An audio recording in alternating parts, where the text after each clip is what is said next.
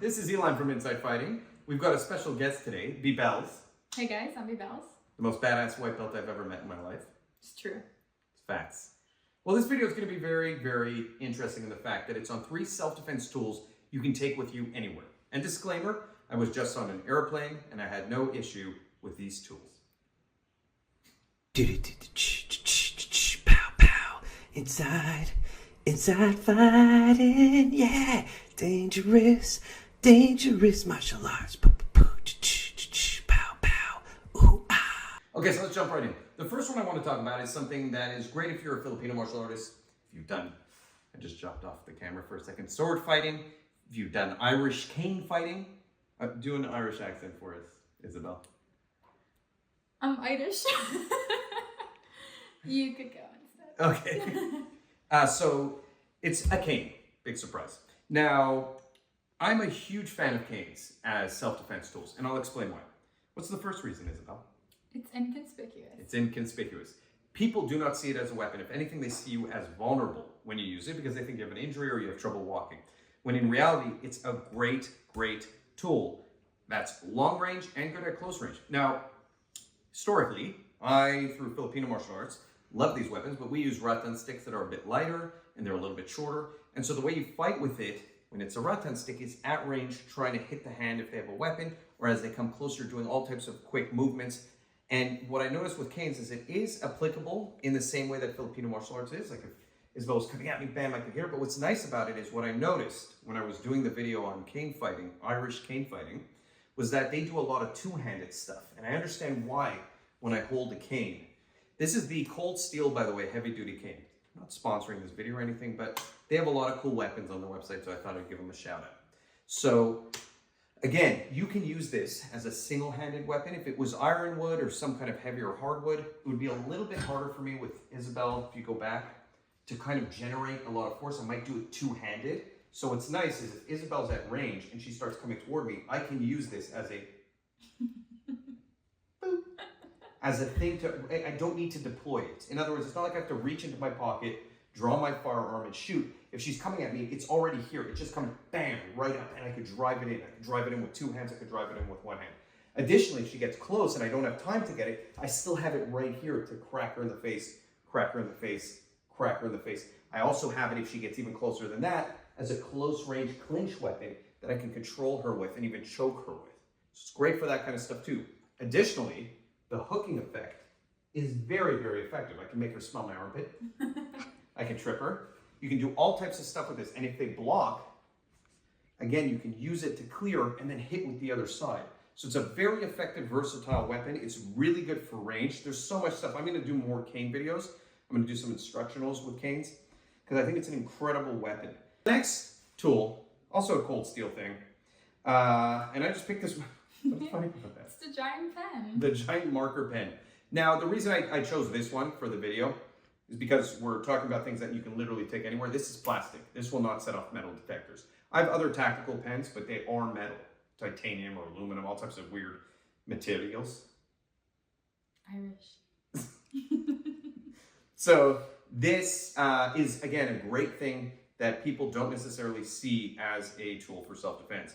The nice thing about it is Isabel here, as advanced as she is in her white belt state, makes a much better fist holding this, punch my hand, while she's holding that than without it. Hit me with the other hand.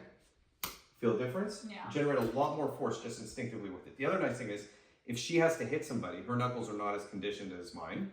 She can use this, which is an amazing point, or this. So if she just comes and cracks me over here, this is pretty rough. Like this will, if this hit me in the neck, this hit me in the, give me a little whack. It's pretty effective. It actually hurts, and you can hit a lot of different spots. You don't need to be aiming like, in other words, if you're not as trained, you're not looking for soft tissue all the time. You can hit hard tissue, hard bones with this. You can hit joints. You can hit anywhere. And another thing that I really like about this is this translates perfectly for Filipino martial arts because of all the knife stuff we do with Filipino martial arts, but this is blunt. So if I go to hit and she blocks, bam, I can clear and keep hitting and use it, again, as a close range weapon where I'm not going to damage my hands.